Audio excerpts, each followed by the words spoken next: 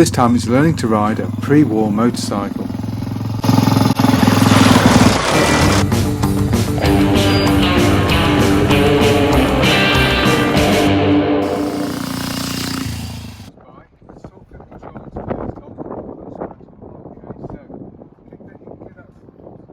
So unfortunately, wind really ruined the sound on this recording. I'm basically talking Tom for the controls. You've got the normal petrol tap at the bottom of the tank. You've got your valve lifter, which he's not going to need because compression is easy. Advanced retard we're talking about there. Obviously you pull the retard, you retard the spark towards you for starting and then push away once you're up and running. And at higher speeds you push it all the way forwards. You can also pull it back if it's lugging a bit on a hill. If you don't, if you leave it in the retarded position, the bike will tend to overheat.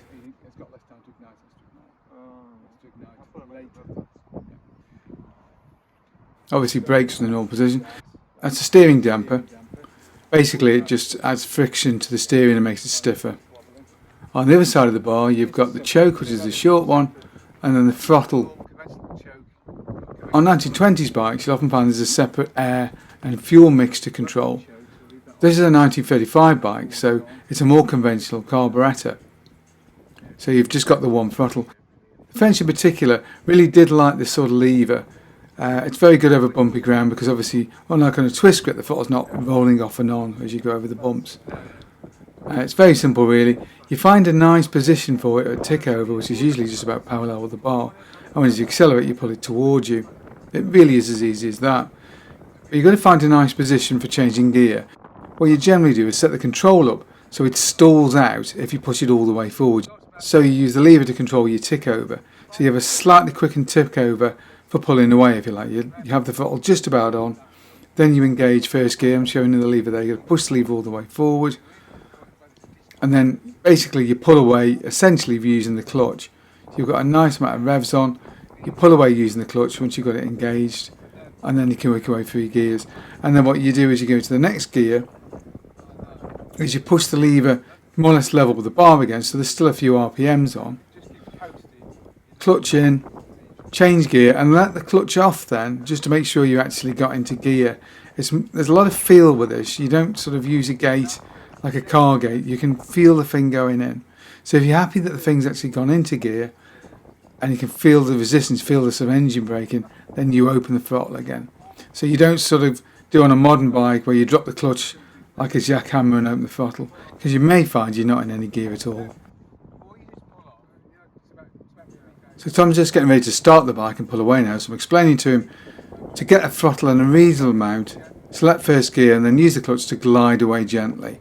There's no hard acceleration on this thing, and to be honest the way it wiggles around, you really don't want to be accelerating hard. Believe me, 45 miles an hour on this bike feels like 200 on anything else. All the way forward, it's going to stop. So just a final talk through now before he kicks it up. He's got to pull that advanced retard lever all the way back towards himself. If you leave it forward, what'll tend to happen, it'll spit back and the thing will bite you. Then just a little bit of throttle on. If this was a bigger bike, 500 or so, then you'd use the valve decompressor to take you just past compression before you gave it one mighty kick. Now what you're going to do now, make sure you're in neutral. So yeah, neutral, you're in neutral. Okay, now give it a kick now. To give it a kick, fuel obviously is on. You've got your advanced retard all the way towards you. So you're putting it on. It's quite stiff, all the way, yeah. And then you move it a little bit that way when you're riding along at reasonable speed. Wait, let's see where, about a throttle, you want very little throttle on, so about there, and then try it now. Okay, can I start with clutch in? No. Okay, I thought that. Go on, nearly.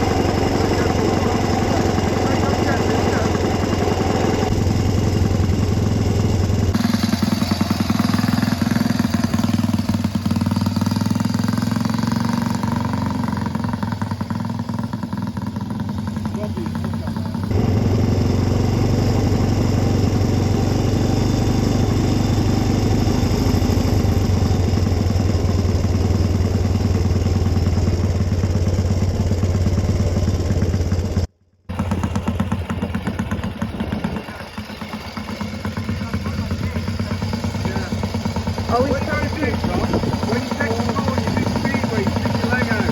yeah, he's probably too tall for it.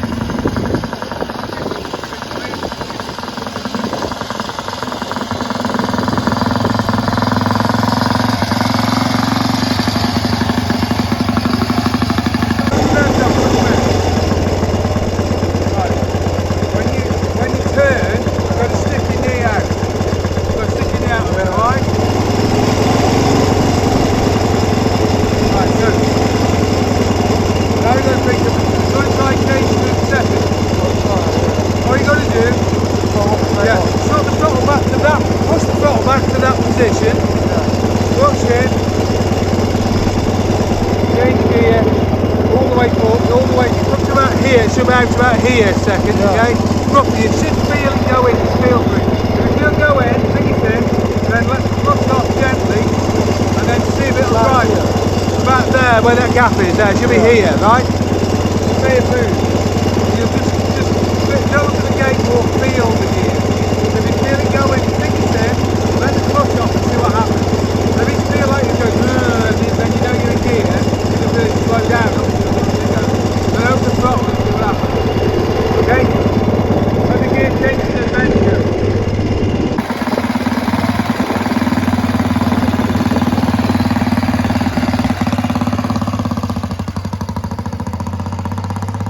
Yeah, up to second.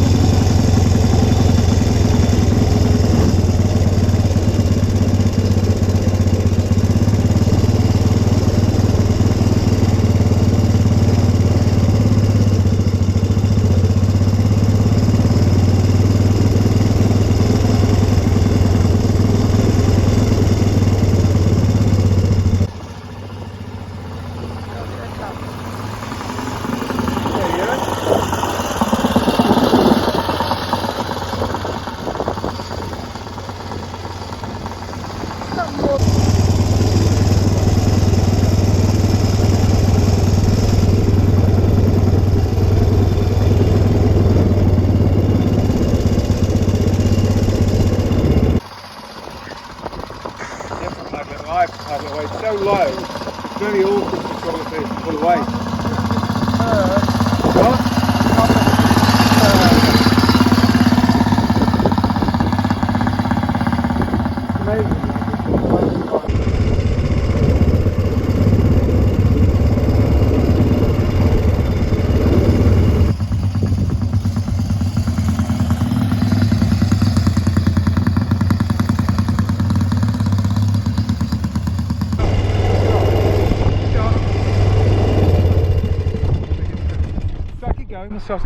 How'd you find that? It was like turning it, so I have to like think. You have to, what I have to do, I have like- to stick my leg out like a speedway ride. I do. I'd stick my foot off the peg and do that, like a speedway ride. Well, I had to, or I do that when I'm because I taking just corners. stuck my knee out like that, and then it still hits. So I had to like. Yeah. It's tiny, isn't it? And then like can I like turn the? It's just tight.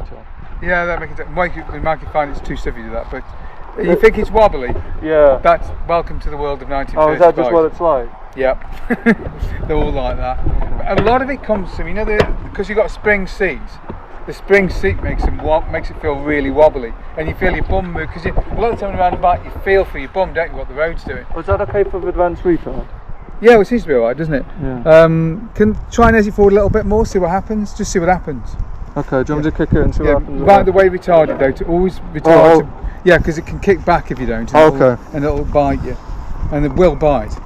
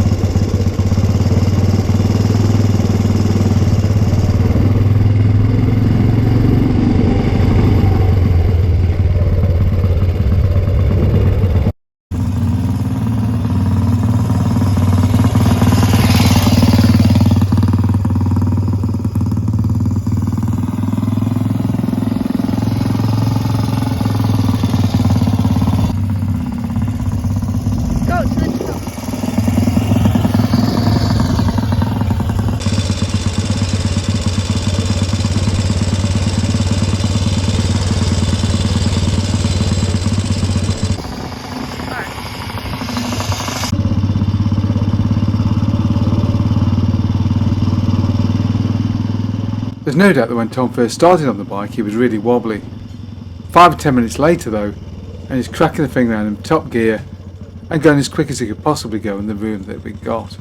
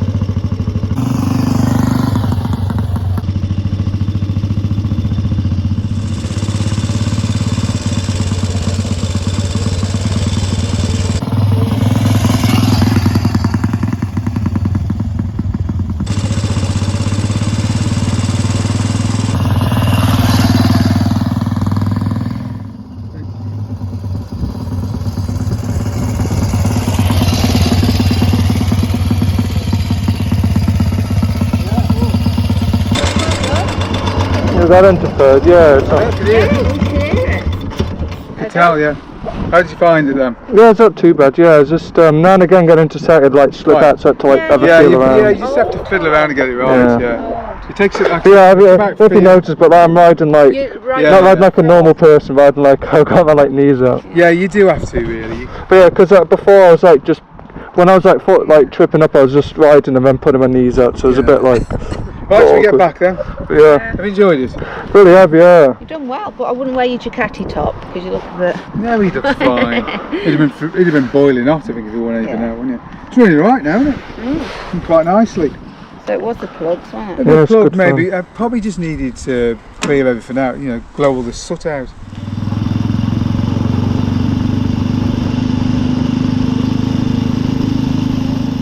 By the end of the training session, about 20 minutes, Tom had really got it and was ripping around. Next time we'll get it out on the road, I think. Hope you enjoyed that video. If you did, don't forget to like and subscribe, and of course, thank you very much for watching.